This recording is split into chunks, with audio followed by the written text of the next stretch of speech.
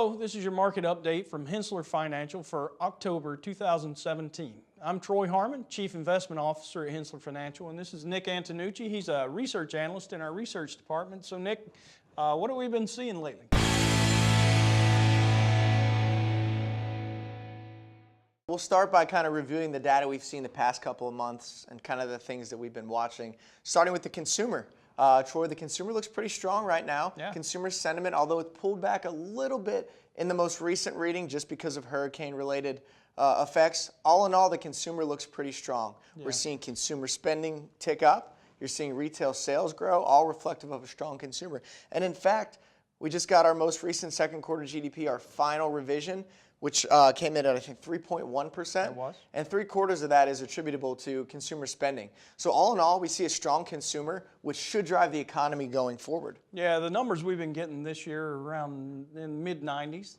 If you look at what it was last year, mid-80s, around 87 this time of year. Yeah, so noticeable improvement. Yeah, without a doubt. We also see, you mentioned GDP. We got GDP at 3.1%, which was a substantial increase from the initial 2.6%. Revised up to 3%, and then the final revision, as I mentioned, 3.1%. Yeah, we also saw ADP employment situation this week.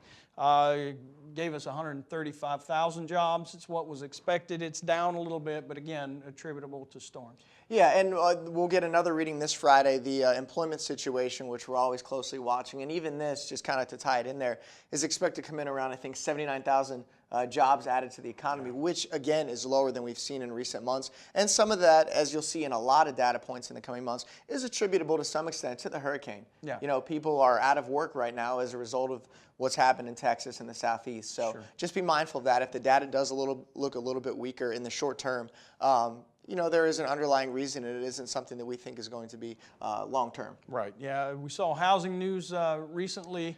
Kind of a mixed bag, right? Yeah, so this is something interesting to me. New home sales and existing home sales haven't been as strong as we'd hoped for recently. Housing prices are remaining elevated. And, you know, it's something we'll talk about when we discuss our thoughts on the housing market as we move into the third and fourth quarters. But housing, it looks strong, but there are some underlying, I think, I don't know if problems is the right word, but some issues going on with the housing market right now, I think that warrant a discussion. Yeah, when we saw housing starts, they were actually flat to negative, but when we see permits, they were positive as well.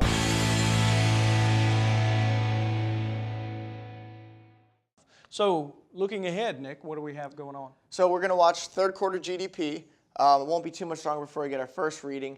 And while estimates were initially at around 3.4% at the high end, immediately following the hurricanes, we saw revisions come down to 2%. And now if you look at the Atlanta Fed, their projection has actually been revised back up to 2.7%. So not as high as we initially estimated, or the Fed initially estimated, but 2.7% growth is, I think, is probably about par for the course, a little bit better than what we've seen. Yeah, these storms have kind of made it difficult to forecast. So you know, we'll kind of, I'm sure we'll be surprised when we get the initial. Oh, no doubt. Right. Other things to watch, the manufacturing and services sectors of the economy. The most recent manufacturing reading was positive. The services was a little bit weaker than expected, which is a little concerning there. Services still look strong, but as services account for, I think, you know, 2/3 of U.S. GDP. Maybe more than that. Yeah, it's something we'd like to see a little bit more strength out of. So again, you know, estimating what we're going to see in the next few months as a result of hurricane implications, it's hard to really forecast. Yeah, so looking at the employment picture, we've been sitting here, what we figure is about full employment for several months now. Right. Unemployment at 4.4%, but we do expect to see a little bit of a pullback. Had happened in September. With the hurricanes, we don't really think that's a long-term thing. Right. You mentioned earlier 79,000 jobs added in September is what's expected. That would be substantially below the 127,000 that we need to maintain for population growth on a monthly basis.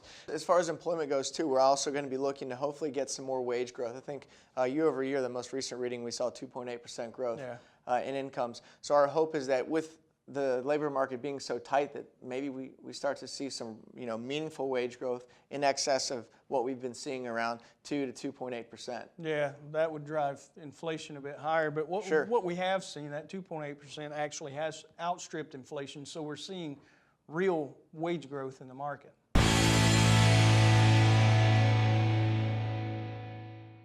All right, so we have a few themes we'd like to discuss, right? Yeah. Defense spending, let's start there. Yeah, so you've seen defense stocks do quite well since the election in November, this past November. Yeah. And in our opinion, things have kind of gotten ahead of themselves. Obviously, tensions have escalated with North Korea, but I don't know how you feel about this, but I don't think we're on the brink of a world war. It seems things maybe have cooled for the time being. It gets very headline driven, and anytime you see, either President Trump or Kim Jong-un come out and make some crazy statement, these defense stocks take an action, launch a missile, these stocks take off and resume their increase in price. And the valuations just don't look sustainable in our opinion right now. So this is not somewhere we're trying to gain exposure. We're pretty limited right now, and it's not a space that we see as overly attractive. Yeah, let's talk a little about earnings. We're right on the top of third quarter earnings season. We'll start to see that in October. First quarter, we saw 15.5% earnings increase. We saw growth in earnings at 9.6% in the second quarter, almost two back-to-back double-digit growth. Would have been the first time in quite some time that we've had that. Almost there. So hopefully what we'll get this earnings season is another quarter of double-digit earnings growth that helps justify the multiples we're seeing in the market right now. Last time we talked about this, we saw the mid-cap trading at around, I think, a 30% premium. Mid-cap, large cap, I'm sorry, yeah. Mid-cap and small cap looked a little more attractive, but over the past month, we've really seen that change, and you've seen small caps kind of take off. Yeah, they really have. Right now, what we have is that large cap still expanded on its premium from 30 to about 31% when you look at it on a trailing 12-month price to earnings ratio. You look at the mid cap, it's about 17% premium. Small cap, which was 8% just last month, is now at about 21%. So small cap companies really have appreciated significantly over the last month and a half. But it's still, the valuations look a bit stretched to us. They do. Yeah. So the third theme that we're going to be watching here in the third quarter is the Fed. We know that the unwinding of the balance sheet is officially happening. You know, it's underway. That's a tightening action, so it's going to be slowing. It generally tends to slow economic growth. Right, as well as will we get another rate hike in December? Yeah, that's the big debate around here, right? That's right. Probability shows a 66% chance. You seem like you believe it's going to happen. Yeah, based on the Fed's comments, I think we probably will get it.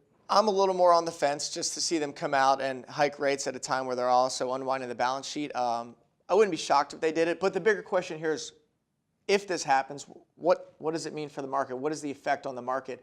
And as we know, we've never really been through a time like this before. So the closest thing we can go back to is when we had the taper in 2013, and you saw volatility enter the market again. You know, stocks sell off just a little bit.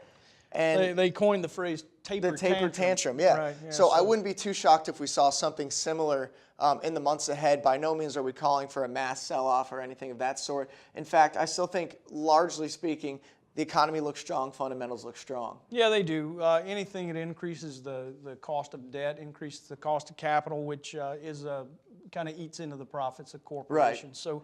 So that's the reason we watch it so closely. This has been your market update for October 2017 from Henssler Financial. Thank you for watching.